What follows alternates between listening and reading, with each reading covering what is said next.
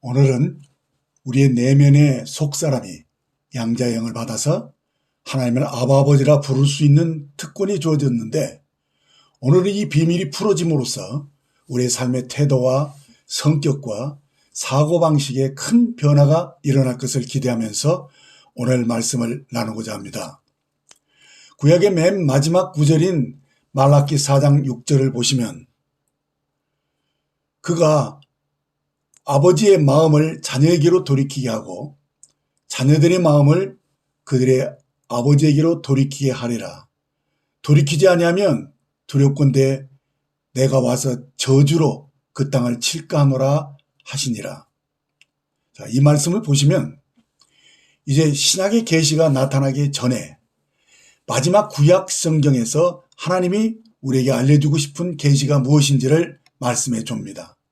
그러니까 하나님이 구약의 마지막 절에서 우리에게 알려고자 하신 것은 아버지의 마음을 자녀에게로 돌이키게 하고 자녀들의 마음을 그들의 아버지에게로 돌이키게 하리라 하신 깊은 소식입니다. 신약이 오기 전에 우리 영적 상태가 바로 아버지와 아들의 마음이 서로 의아버지 못함으로 인해서 서로가 등을 지고 불안 상태에 있는 모습을 보여줍니다. 그런데 하나님이 이 문제를 아들에게 요구하지 않고 아버지 편에서, 즉 하나님 편에서 해결하시겠다고 하신 말씀입니다. 어떻게 해결하셨다는 것입니까? 세상에서는 자녀가 아버지와 불안 상태에 있으면 당연히 아들이 먼저 아버지에게 순복하고 그 가르침을 따라야 한다고 요구할 것입니다. 그러니까 자녀들에게 먼저 순종을 요구하고 돌이켜 아버지를 공경하는 것이 옳다고 가르칩니다. 자, 그런데요, 과연 이 가르침이 잘 먹힌다고 보십니까? 아닙니다. 먼저 회개를 요구하고 하나님께 돌아와 하나님을 잘 공경하라는 율법의 가르침이 100번 옳아 보여도 사실상 구약의 율법은 우리를 구원하지 못했습니다. 사실상 실패한 셈입니다. 그래서 하나님이 신약, 곧 새 언약을 세우시겠다고 하신 것이 아니겠습니까? 그래서 하나님께서 이제 그 순서를 바꾸시겠다는 것입니다. 어떻게 바꾸시겠다는 것입니까? 먼저 아버지의 마음을 자녀에게로 돌이키게 하고, 그런 다음에 자녀들의 마음을 그들의 아버지에게로 돌이키게 하리라 하신 것입니다.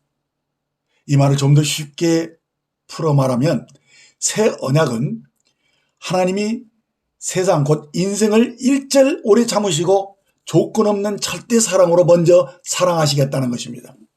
그래서 하나님은 우리가 죄인된 상태에서 연약하고 경건치 않을 때 우리를 불쌍히 여기시고 우리를 대신하여 그 아들을 내어주심으로 그가 우리의 죄 문제를 해결해 놓으신 상태에서 하나님께서 우리에 대한 자기의 사랑을 확증해 주신 것입니다. 그러니까 하나님이 우리를 먼저 사랑하심으로써 조건 없이 우리의 모든 죄를 용서해 놓으신 상태에서 우리와 강구의 회복을 기다리신 것입니다. 그래서 아버지의 재산을 창기와 함께 말아먹은 이 탕자가 죽을 지경에 이르러서야 집에 돌아왔을 때 아버지는 아무런 책망도 하지 않으시고 죽은 자식이 돌아왔다고 기뻐하시면서 잔치를 열고 환영하는 것이 바로 신약에서 나타난 하나님의 사랑과 은혜입니다. 여러분, 구약과 신약의 차이가 무엇입니까? 구약은 율법의 요구입니다. 그러나 신약은 하나님이 우리를 먼저 사랑하시고 은혜를 베푸신 것입니다. 그러니까 구약의 율법은 하나님이 선한 가르침을 주시고 그것을 잘 지켜 행하면 복을 주시겠다고 하신 것이지만 사실은 아무도 이 율법을 지킴으로 의롭담을 얻은 사람은 없다는 것입니다. 그래서 하나님은 사람이 할 수 없는 것을 하나님이 그 아들을 통하여 다 이루어주시고 단지 믿음으로 구원을 선물로 은혜로 받게 하셨다는 것입니다. 그래서 누구든지 자신이 할 수 없는 죄인임을 인정하고 겸손하게 하나님이 베푸신 은혜를 받으면 그것을 믿음으로 여기시고 일생의 모든 죄를 단번에 용서해 주실 뿐만 아니라 은혜로 성령을 부으시고 새 마음, 곧 부드러운 마음을 주셔서 우리의 마음을 아버지께로 돌이켜 주신다는 것입니다. 이것이 신약의 은혜입니다. 우리가 이 은혜를 겸허하게 받을 수 있도록 심령의 변화가 일어나도록 기도해야 한다고 믿습니다. 그래서 이 시간 저와 함께 말씀을 듣기 전에 간절히 기도하는 시간을 가지겠습니다. 아버지 하나님, 이 시간 저희의 마음을 주님께로 엽니다. 우리가 말씀을 들을 때 성령의 도우심으로 우리의 마음에 하나님의 사랑을 부어 주옵소서.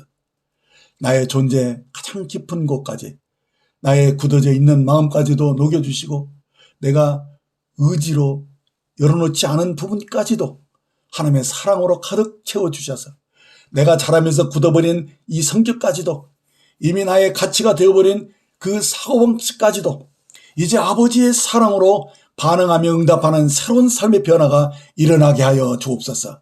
우리의 내면 깊은 곳까지 주의 빛을 비춰주셔서 저희를 안에서부터 새롭게 하여 주옵소서. 새 마음으로 바꿔주시고 나의 사고방식에 새로운 변화가 일어나게 하여 주옵소서. 이전의 전과 같이 살지 않게 하시고 주의 친절한 은혜의 능력으로 주의 영을 충만히 부어 주옵소서. 새로운 시작의 성령의 바람이 불어넣어 주옵소서.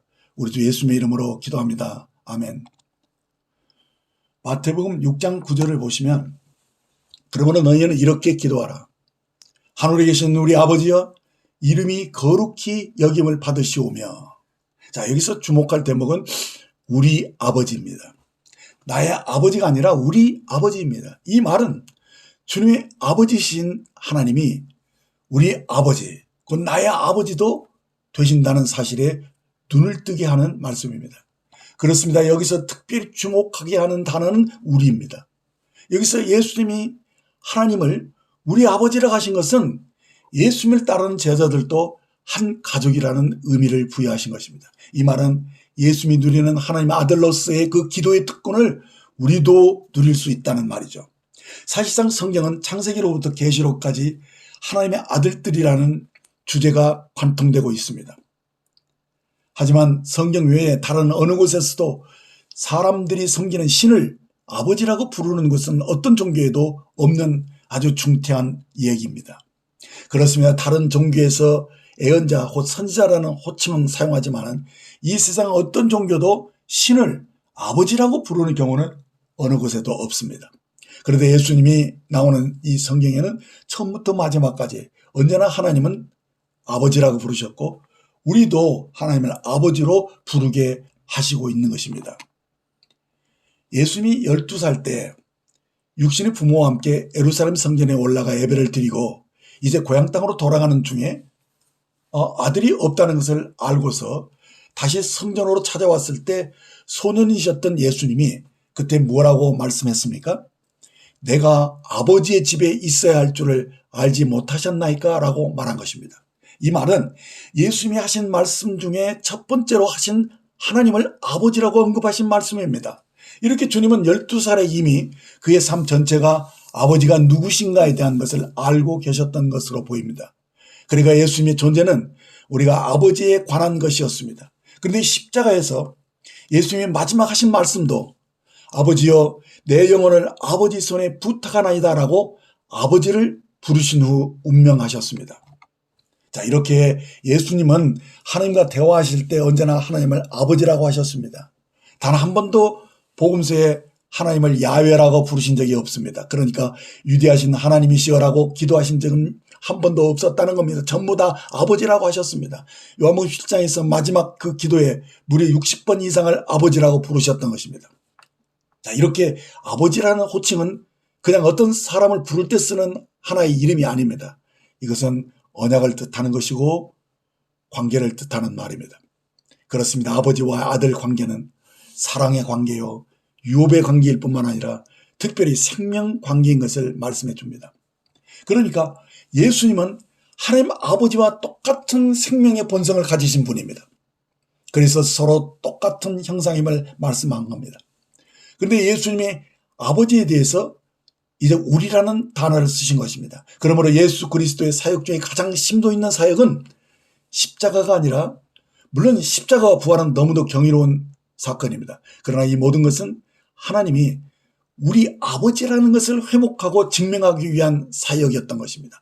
그러므로 예수님의 가장 높은 사역은, 그 가르침은 그의 아버지 하나님을 우리의 아버지 하나님으로 계시하신 사역입니다.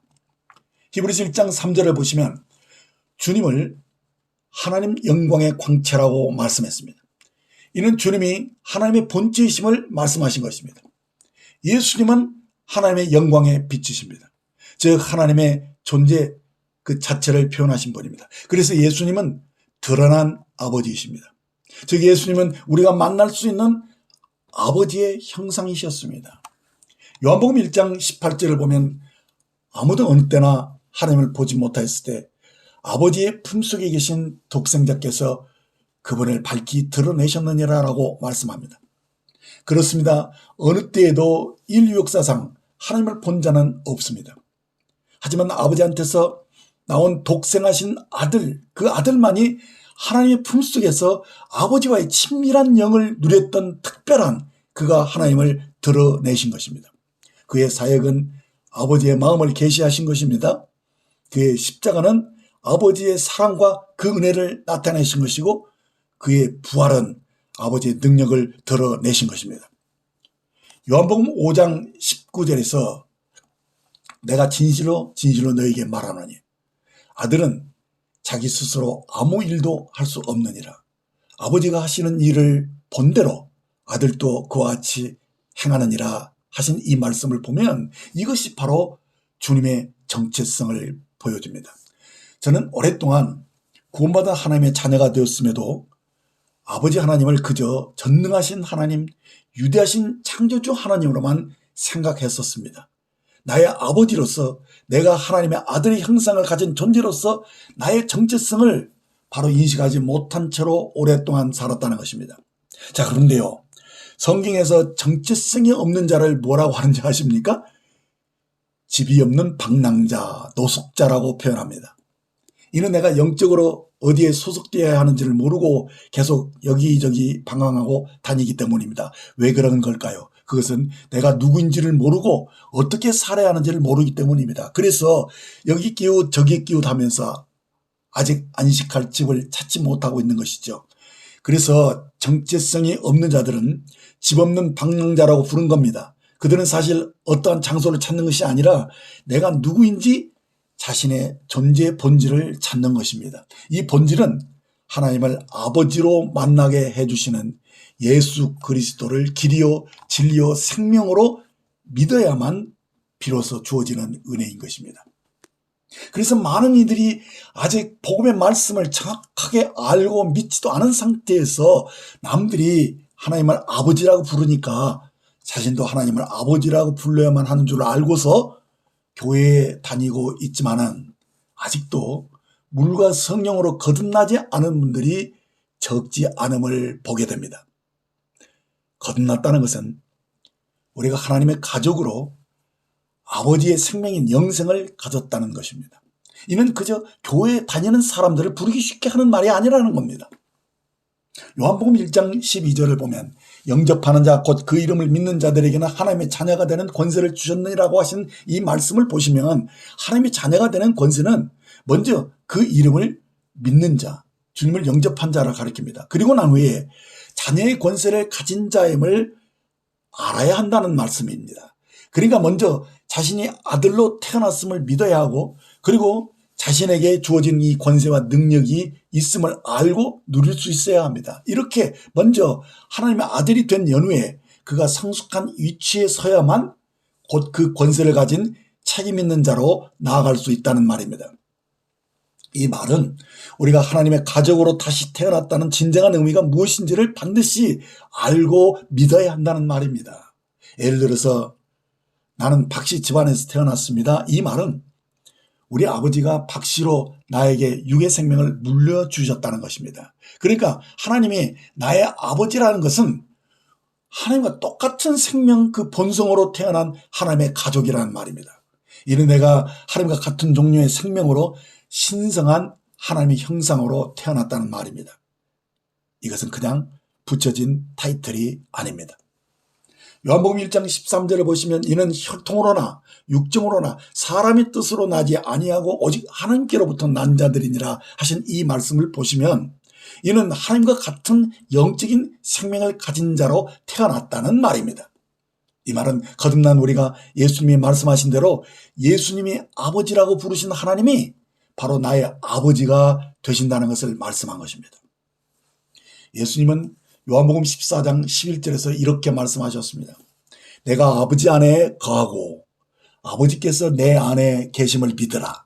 그렇지 못하겠거든 행하는 그 일로 말미암아 나를 믿어라 라고 말씀해 주셨는데, 이 말은 예수님과 하나님이 한 영, 한 생명으로 연합되어 있다는 말씀입니다. 이것을 믿으라 하셨던 것은 거듭난 우리도 예수님이 하나님과 한 영, 한 생명으로 연합된 것처럼 우리도 하나님과 연합하여 그 영으로, 그 생명으로 우리 안에 거하심으로써 우리가 하나님과 연합되어 있음을 아는 것이 중요하다는 말씀입니다. 이 말이 혹시 추상적으로 들린다면 그것은 우리가 지금까지 여기 이 땅에 있지만은 하나님은 하늘 위에 계신다라고 배워왔기 때문입니다. 그래서 마치 천국이 저 멀리 어느 행성 가운데 있는 것으로 알고 있는 것이죠. 그래서 사람들은 언젠가는 모르지만은 이제 죽으면 그곳에 갈 수 있다라고 믿고 있는 겁니다. 이것이 우리의 잘못된 전통적인 사고입니다. 그러니까 예수 믿는 것이 천국에 가기 위한 것이고 그것도 죽은 후에 간다라고 생각하는 겁니다. 그래서 장례식에 가보면 이렇게 말합니다. 저희 부친이 주님께로 가셨습니다. 소천하셨습니다. 이렇게 말하는데 그때 저는 속으로 혼잣말로 아니 우리가 주님과 함께 하기 위해서 죽어야 한다면 죽기 전에 주님은 어디에 사셨다는 말인가? 라고 묻고 싶은 겁니다. 제가 굳이 이 말을 언급하는 것은 지금 이곳에서 주님과 함께 살지 못하고서 우리가 죽어야만 하나님이 계신 곳에 갈 수 있다면 우리는 이곳에 살 이유가 없지 않느냐는 겁니다. 우리도 빨리 죽어서 그곳으로 가는 것이 더 낫지 않을까 생각해야 하는 것인데, 그런데 그게 아니지 않습니까? 성경은 맨 나중에 멸망받을 원수는 사망이라고 말씀하고 있어요. 그런데 어떻게 죽음이 우리를 하나님께로 이끈다라고 생각할 수 있겠습니까? 성경 어디에도 죽어야 천국에 간다라는 말은 없습니다. 이게 바로 인간의 잘못된 전통입니다.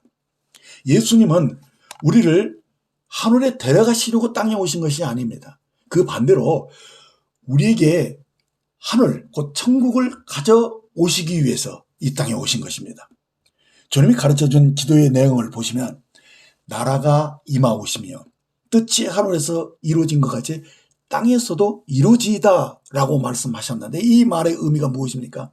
하나님의 나라가 우리에게 임하는 것이 곧 하늘에서 이루어진 것이 땅에서도 이루어지게 하는 그것이 곧 하나님의 뜻이라는 말씀입니다. 그러니까 하나님의 나라가 곧 천국이 지금 우리 안에 임하는 것을 위해서 기도하라 하신 것입니다.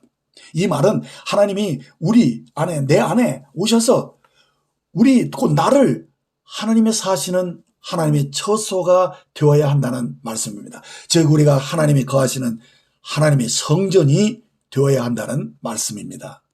지금까지 많은 이들이 하나님의 하늘에 계신다고 생각을 하면서 하나님과 우리가 서로 멀리 떨어져 분리되어 있다고 생각을 한 것입니다.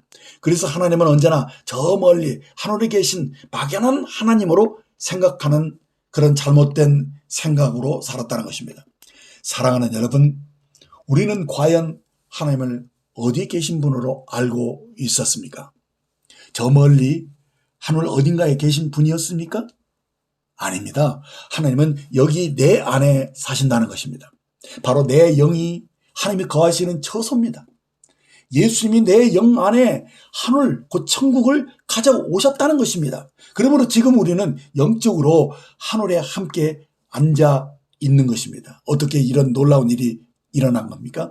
그것은 저와 여러분들은 이미 그리스도와 함께 십자가에서 죽었기 때문입니다. 에베소서 2장 5절 6절을 보시면 허물로 죽은 우리가 그리스도와 함께 살리셨고 너희는 은혜로 구원을 받은 것이라 또 함께 일으키사 그리스도 예수 안에서 함께 하늘에 앉히시니라고 말씀해 주었기 때문입니다. 그렇습니다. 우리의 옛사람은 그리스도와 함께 죽었고 함께 살아나 하나님과 함께 하늘에 앉은 것입니다. 여기서 죽었다는 것은 혼으로 살았던 옛사람이 끝났고 이제 영으로 사는 새로운 생명과 신분이 바뀐 것을 말씀해 줍니다. 즉 이제 우리가 살아가는 차원이 달라졌다는 것입니다. 그러므로 천국 하늘은 영이신 하나님, 보이지 않는 하나님의 임재 영역 안으로 들어가서 하나님과 영으로 교통할 수 있는 신령한 차원으로 들어갔음을 말씀해 주는 것입니다. 그러니까 우리 중 누구도 육체적으로 하나님과 대화해 본 사람은 없습니다. 내가 육체적으로 예수님과 함께 식사하고 커피숍에서 커피를 마셔본 적이 있는 분이 있습니까? 아무도 없습니다. 단 1분도 자연세계에서 예수님과 무언가 함께 한 적은 없다는 것입니다. 그러나 내 삶에 예수님이 나와 함께 하신다는 것은 너무도 실제적이고 현실적인 일이 아닙니까? 무엇으로 그렇다는 겁니까? 우리가 영의 차원에서 영으로 주님과 교통하는 것이 바로 실제라는 것입니다. 이는 지금 제 옆에 계신 분보다 사실 영으로 계신 예수님의 임재가 더 실제적이라는 말씀입니다. 그렇습니다. 예수님이 우리의 삶의 가장 위대한 실제가 되십니다. 그래서 우리가 자연계에서 스트레스가 가득 찰 때 영 안에서 평안할 수 있다는 말씀입니다. 그게 바로 보이지 않는 영의 능력입니다. 그렇습니다. 우리가 영을 만질 수는 없지만 인류 역사 속에서 가장 필요한 것이 있다면 그것은 누구나 사랑이라고 말할 것입니다. 여러분이 가족과 친구들에게 해줄 수 있는 가장 위대한 일은 사랑해 주는 것이죠. 이렇게 사랑은 사실 보이지 않고 만질 수 없지만 위대한 능력입니다. 그래서 하늘은, 곧 천국은 영의 생명의 차원을 말씀하는 것입니다. 따라서 천국은 우주선을 타고 갈 수 있는 또 다른 행성에 있는 것이 아닙니다. 천국은 우리 안에, 곧 영 안에 있는 것입니다. 그래서 주님은 바리새인들이 하나님의 나라가 어느 때 임하나이까라고 묻거늘 예수께서 대답하여 이르시되 하나님의 나라는 볼 수 있게 임하는 것이 아니요 또 여기 있다 저기 있다고도 못하리니 하나님의 나라는 너희 안에 있느니라 라고 말씀해 주신 것입니다. 자, 우리가 이것을 이해하기 시작하셨다면 하나님의 나라를 정확히 알게 된 겁니다. 보십시오. 사람이 죽게 되면 육은 썩어서 결국 먼지가 되는 것입니다. 하지만 우리의 영과 혼은 없어지는 게 아닙니다. 다만 육의 기관이 없어짐으로 나를 표현할 방편이 없어지게 된 것이고, 그러나 영과 혼은 영원히 존재합니다. 그래서 혼, 곧 자아는 육의 기관을 통해서 나타나는 생명이라고 말할 수 있지만 영은 혼보다도 더 깊은 내면의 생명으로서 하나님과 교통할 수 있는 생명입니다. 이렇게 사람은 영, 혼, 몸 세 부분으로 되어 있다는 것을 아셔야 합니다. 이 순서는 매우 중요합니다. 첫째는 영이고 둘째는 혼이고 셋째는 몸, 육입니다. 영은 하나님으로부터 나온 생명으로서 하나님과 교통할 수 있는 생명이라면 혼은 영과 육 사이에 있는 그 자아, 곧 나 자신을 가리킵니다. 즉 나의 어떠함이라 할 수 있는 성격, 곧 개성인데요. 더 정확히 말하면 내가 어떻게 생각하고 어떻게 느끼며 어떻게 할 것인지를 결정하는 지성과 감성과 의지를 가진 나를 가리키는 것입니다. 그리고 육은 흙으로 지어진 여러 기관들을 가진 장기들로 조직된 바디를 가리키는 것이죠. 자, 이렇게 우리에게 이 생명의 세 차원이 있다는 걸 아셔야 합니다. 영의 차원, 혼의 차원, 육의 차원입니다. 육의 생명은 헬라어로 바이오스입니다.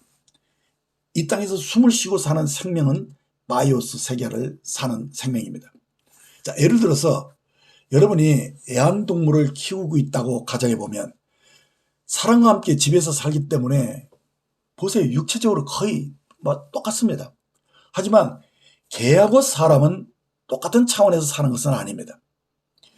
여러분이 애완동물과 같이 소파에 앉아서 대화하며 마음을 나눌 수 있다고 생각할 수 있지만 그건 불가능한 일입니다. 우리가 동물과 같은 공간에서 같이 살아도 같은 차원에 사는 게 아닙니다. 생물학적인 차원에서는 같다고 할 수 있지만 혼의 차원은 너무 다릅니다. 물론 동물도 혼이 있지만 하나님의 형상으로 지어진 인간의 혼과는 다르다는 것입니다. 헬라어원에서 혼의 영역은 숫계 영역이라고 하는데 생각의 세계, 곧 사고의 세계를 말합니다. 사람들은 각기 다른 생각을 하며 산다라고 할 수 있어요. 자기가 가진 생각이나 이 포부가 각기 다르다는 것이죠. 그래서 모두가 각자 도생을 한다고 할 수 있습니다. 심지어 결혼해서 같은 침대에 생활을 하는 부부간이라도 혼의 영역은 각자 다릅니다. 그래서 함께 공존하는 것을 반드시 새롭게 배워야만 합니다. 즉 나의 세계, 사고의 세계와 나의 상상의 세계가 다른 사람의 혼과 다투지 않고 공존하고 조화롭게 이루면서 사는 삶을 새롭게 배우지 않으면 그 인생은 외롭고 고통스럽게 된다는 것입니다. 이것이 숫계 영역에서 일어나는 일입니다. 자, 그래서 하나님은 이보다 더 높은 차원의 세 번째 생명이 있음을 말씀해 줍니다. 그것은 영으로 사는 세계입니다. 영은 앞에서 언급한 대로 하나님이 영이시기 때문에 따라서 하나님의 형상으로 지어진 인간도 영의 생명을 가졌습니다.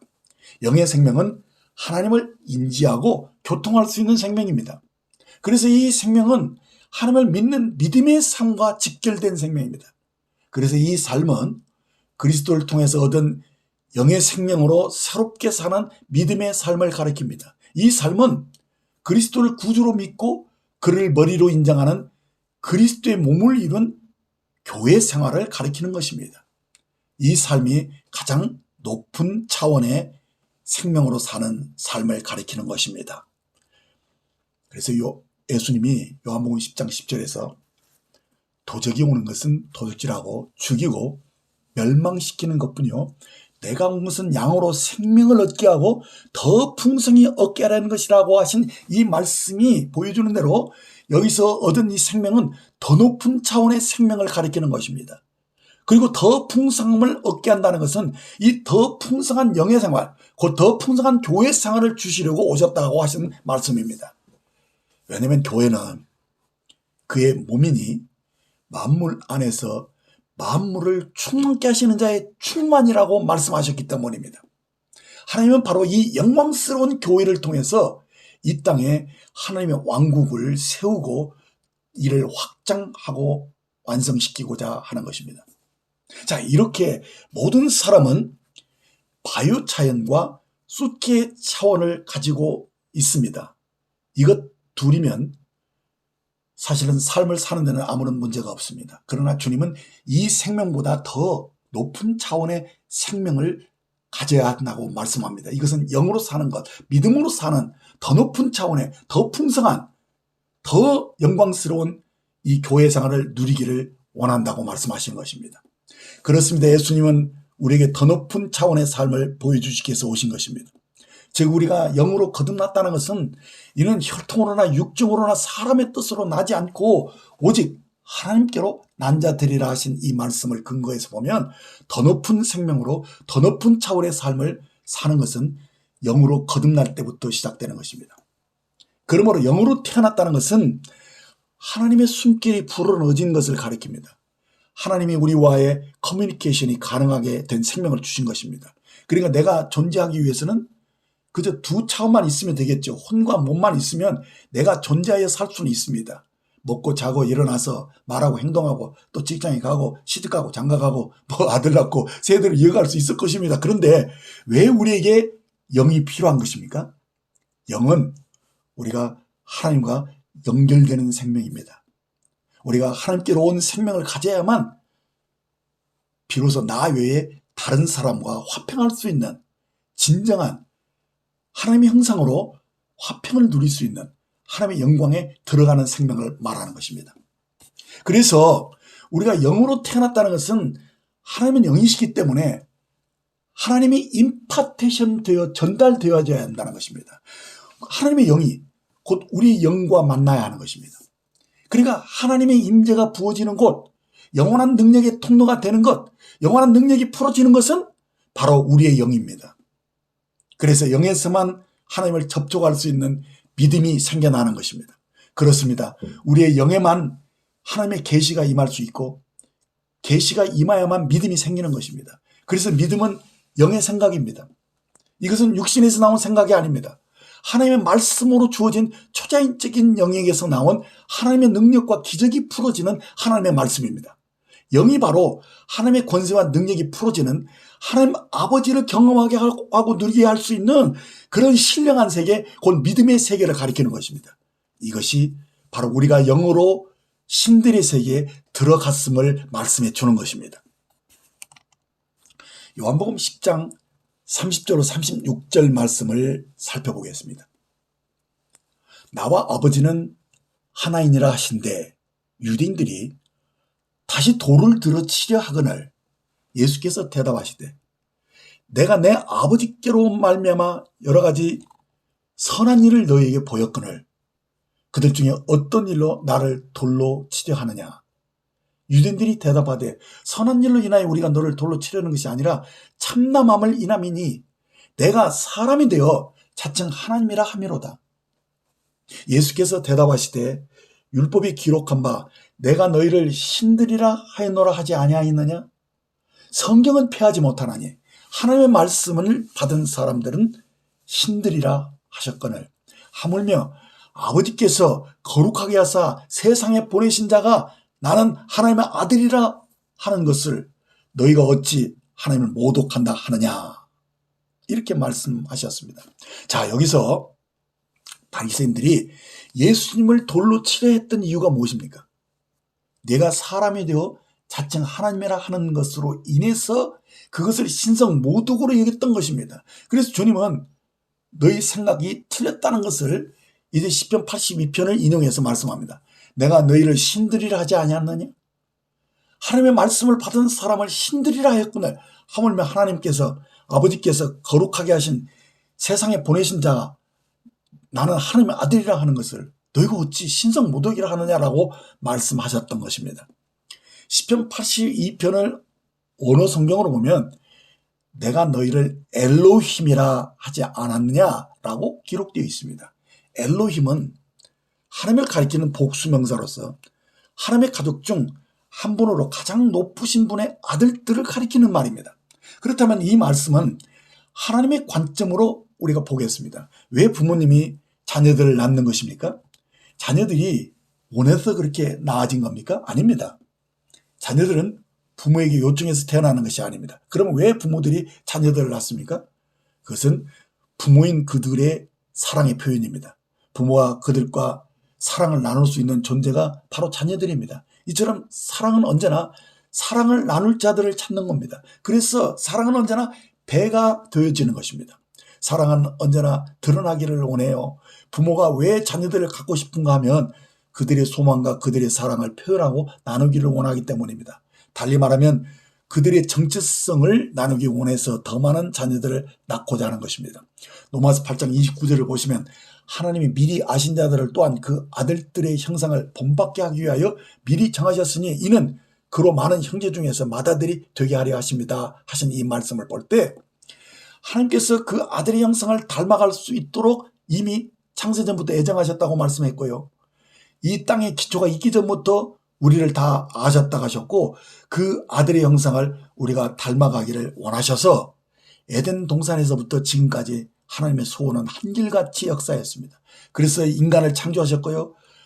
그 아들들의 가족들을 만들기 위해서 남자와 여자를 창조하셨던 것입니다.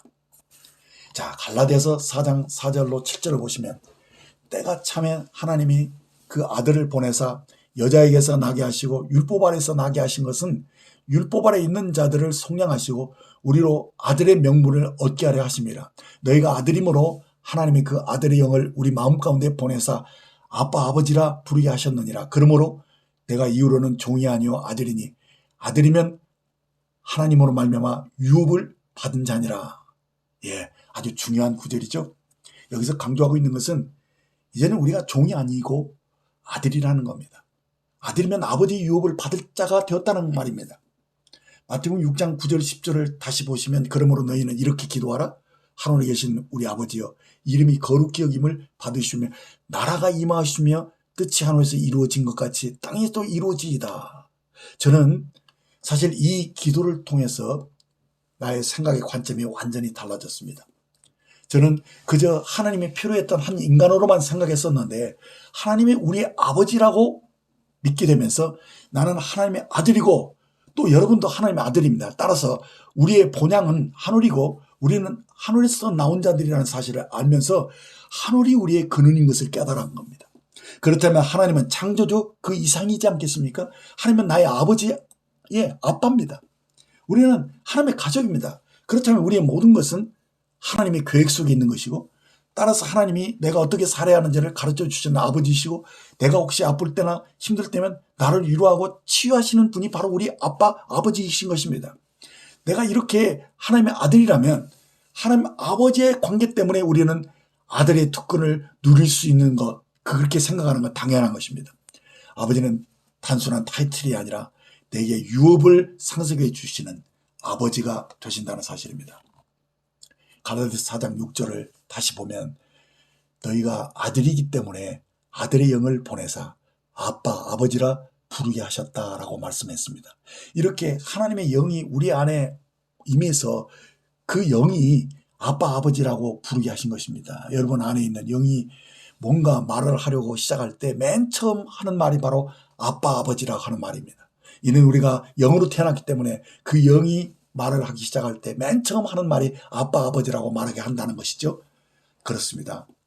하나님의 유업을 받을 자인 것을 이제 성령께서 우리에게 하나씩 깨닫게 해줄 것입니다. 그래서 우리가 상속받은 자이기 때문에 하나님의 영이 아빠, 아버지라고 부르게 하면서 이제 받을 유업을 하나씩 보여주시는 것입니다. 이제 너는 종이 아니야. 너는 집 없는 노숙자가 아니야. 너는 하나님의 자녀로서 하나님을 닮은 존재야. 너는 하나님과 똑같은 생명과 본성을 가진 영광스러운 존재야. 너는 하나님의 영을 가진 하나님의 자녀란 말이야.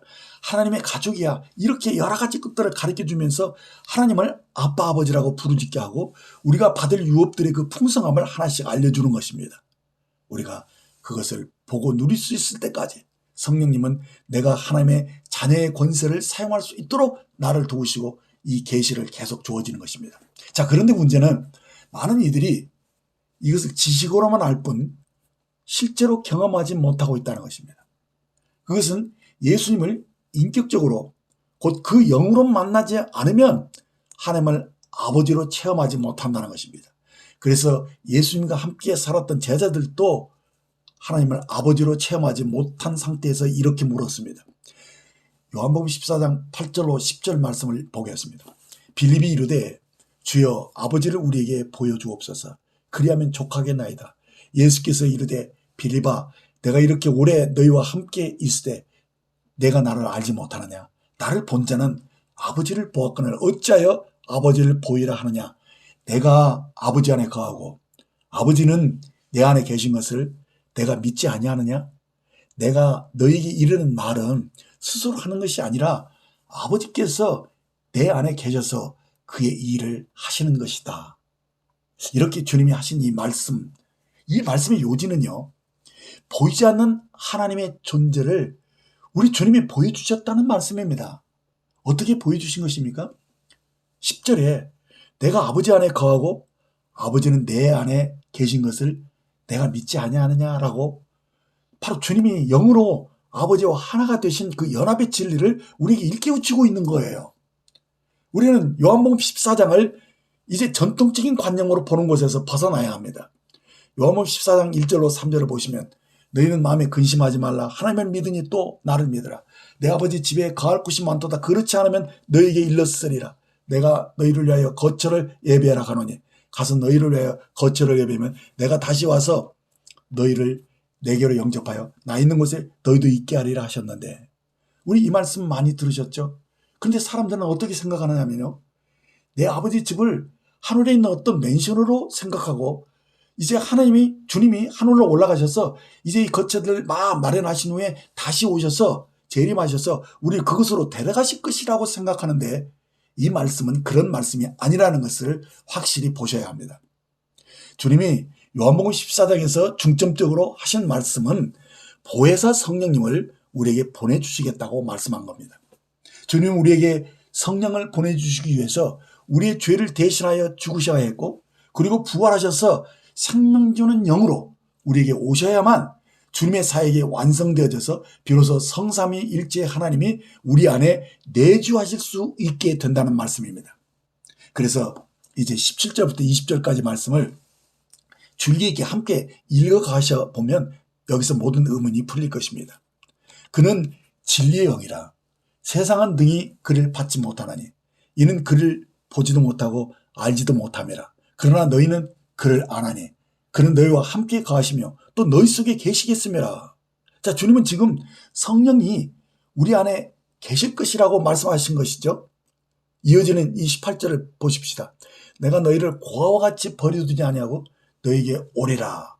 그리고 19절을 보시면 조금 있으면 세상은 다시 나를 보지 못할 것이로되, 십자가에서 주님 죽으신다는 얘기거든요. 너희는 나를 보리니 이는 내가 살아있고 곧 주님이 부활을 말씀하시는 것이고 너희도 살겠음이라. 이것은 우리가 거듭나게 되어서 변화되는 것이죠. 그래서 20절 말씀이 이제 아주 결정적입니다.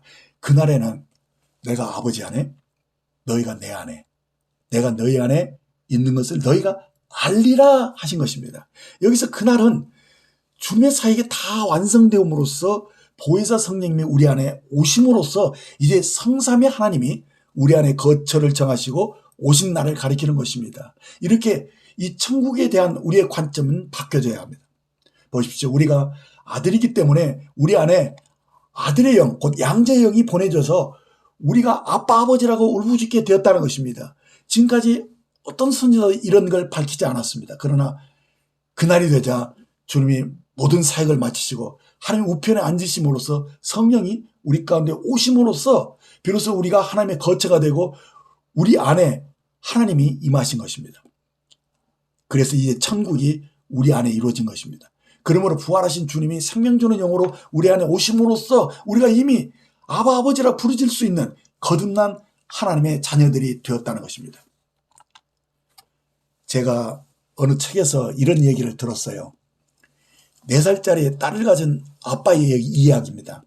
그의 딸이 주변의 사람들이 이 아빠를 가리켜서 지미 이렇게 이름을 부르니까 그 딸이 그 말을 듣고 자기도 아빠라고 부르지 않고 지미 이렇게 하면서 아빠 이름을 부른다는 것이었습니다.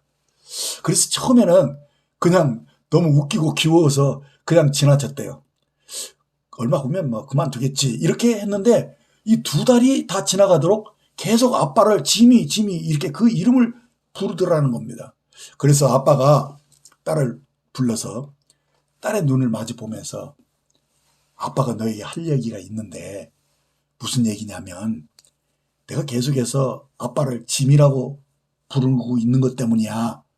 다른 사람들은 아빠를 짐이라고 불러도 되겠지만은 너는 어떤 사람도 부를 수 없는 말로 나를 부를 수 있다니까? 오직 너만 부를 수 있는 이름이 있어.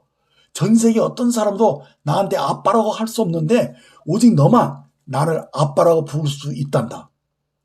나는 내가 나를 아빠라고 불러주는 게 좋겠어. 알겠니?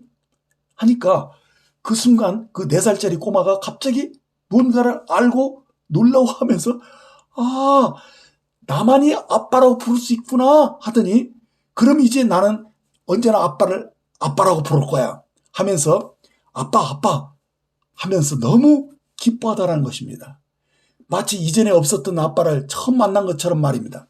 그리고 자신도 잃어버렸던 딸을 다시 찾은 것처럼 너무도 기쁘고 흐뭇한 행복한 그런 순간을 경험했다는 것입니다. 저에게도 이런 감격의 순간이 있었습니다. 사실 저는 교회에 다니게 되면서 남들이 모두 기도할 때 하나님 아버지라고 했기 때문에 저도 기도할 때는 그렇게 해야 하는 줄 알았는데 그때 솔직히 저는 하나님 아버지라고 부르는 것이 좀 어색하고 쑥스러웠습니다. 왜냐하면 아직 죄 문제가 해결되지 않은 상태라서 사실 하나님이 두려웠고 마음이 평온하지 않았기 때문에 하나님을 아버지라고 생각할 수가 없었던 거예요. 그런데 제가 영원한 속죄를 이 마음에 믿어지면서 나의 전 일생의 죄가 단번에 완전하게 해결되었음을 알게 되면서 하나님의 은혜와 그 자비하심이 너무나도 깊이 인식되면서 하나님을 그냥 나의 아버지라고 믿어지면서 그때 처음으로 하나님을 경배할 때 그 감격을 저는 알고 있습니다. 이전과는 전혀 다른 그 친밀함을 누릴 수가 있었거든요. 강 같은 평화가 내 마음에 밀려왔습니다. 그래서 하나님이 너무도 가깝게 느껴졌어요. 내 마음에 있는 모든 것들을 다 숨김없이 다 알 수 있는 너무도 평안한 관계가 형성되었던 것입니다. 사실 우리는 하나님께 나아갈 때 무슨 기도를 하든지 다 들어줄 것이라고 믿고 내 마음에 있는 모든 것을 다 말할 수 있는 그런 하나님과의 친밀한 교통을 바라고 있지 않습니까?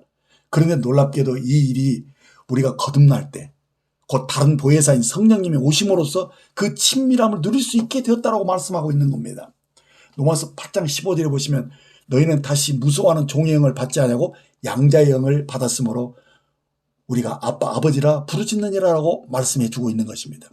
그렇습니다. 우리가 죄 문제를 근원적으로 해결받지 못했을 때는 사실 하나님의 심판을 무서워하는 종의 영을 가졌기 때문에 하나님을 감히 아빠라고 부를 수가 없었지만, 그러나 죄 문제가 다 해결된 후로 우리는 하나님을 아빠 아버지라고 친밀하게 부를 수 있게 되었다는 말입니다. 그러나 우리가 모든 죄를 용서받았고 우리 안에서 양자의 영으로 예수님이 내주하시면서 내 속에서 아빠 아버지라 부를 수 있는 그 음성이 성령으로 터져 나왔다는 거예요. 그래서 우리가 예배 드릴 때 아버지라고 부를 수 있는 특권을 가지게 된 것입니다.